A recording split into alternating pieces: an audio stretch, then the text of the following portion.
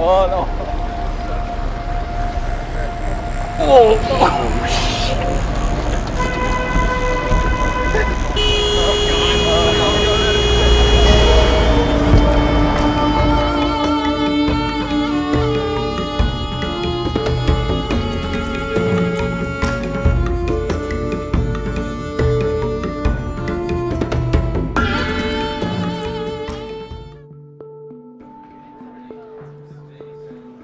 Ubisoft had a clear and lofty goal in mind as they built Far Cry 4, create the most authentic gaming experience ever. The dedicated developers in Montreal were step one. Immersion in the game's inspiration, the Himalayas, was step two. It was imperative to see the people, places, and things that would help bring this game to life. Nepal also suggests like a lot of different kinds of environments, right? How are you going to feel going from sort of the virtual world that you have created into the new world that we're going to? In my head, I have this Wikipedia idea of what Nepal is. I've been reading about what makes it the way it is right now, what's been happening over the last 10 years, the last 1,000 years.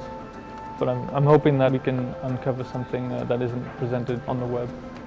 The expectations are going to be super high after Far Cry 3. We really want to push it and bring it to the next level. It's super important that the environment you're in feels believable. Like you can look around and understand the space and it feels like a real place from the real world.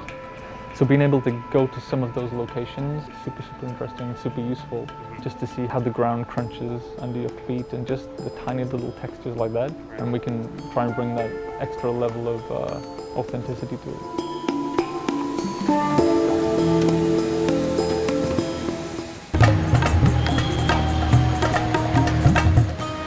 Arriving in Kathmandu was intense. The end of the Nepali Civil War meant a mass migration into the city, and with it came mass pollution, overpopulation, and the sense that an ancient city wasn't ready for modernity to be thrust upon it. Everyone seemed to be experiencing that sensory overload, too. It's visually super noisy. I'm having trouble processing everything that I'm seeing because I'm trying to remember it all. I'm like, that's useful.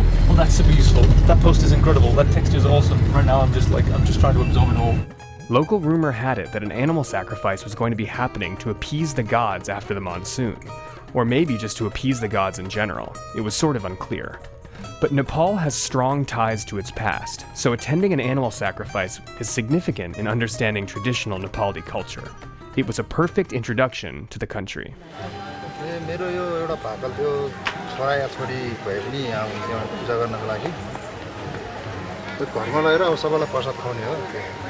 So we've made it to Dakshina Kali Temple, where the goddess Kali asks for blood sacrifice from her devotees. That face is the face only a Kali could love.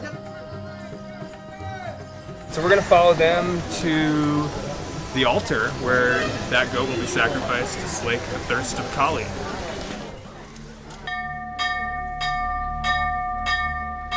It was certainly a normal cultural moment, but for a second, everything got pretty quiet.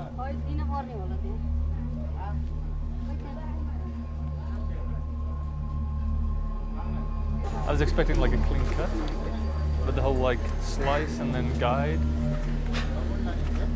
It's been super interesting to get this close to the source material.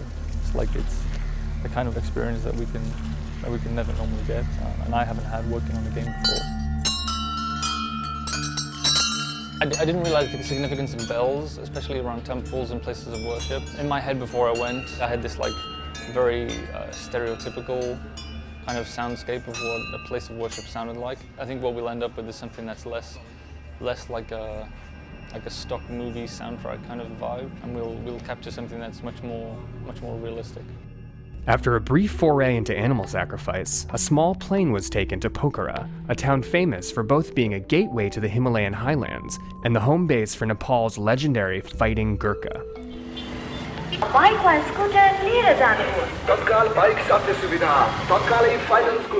The legend of the Gurkha inspired the warriors created in the game.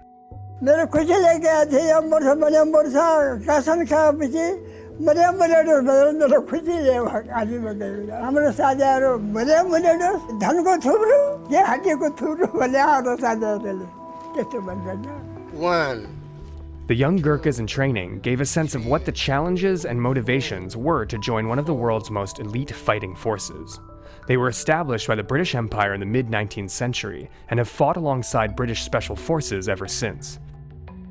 It's often said, if a man says he's not afraid of dying, he's either lying or is a Gurkha. Mark and Phil, you guys studied Gurkhas a lot as you were developing the game, right? Yeah. And so what is it like now actually meeting young dudes who are trying to be Gurkhas? It's interesting to meet the personalities behind that, just to see how dedicated people are to actually achieving that. Like these guys will try year after year after year to get in. The dedication is pretty intense. I have been trying British Army for 4 times, and this is my last time. Gurkhas are very closely associated with the kukri, a curved do-it-all weapon that's been referred to as the Gurkha blade.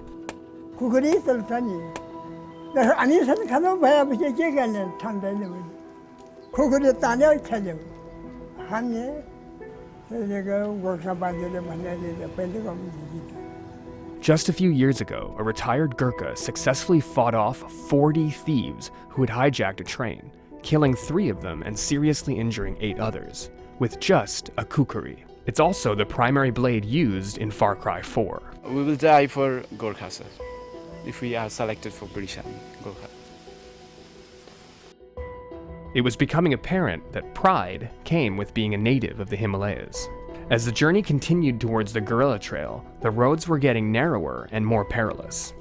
The conversations with the young Gurkhas weighed heavily on everyone's minds.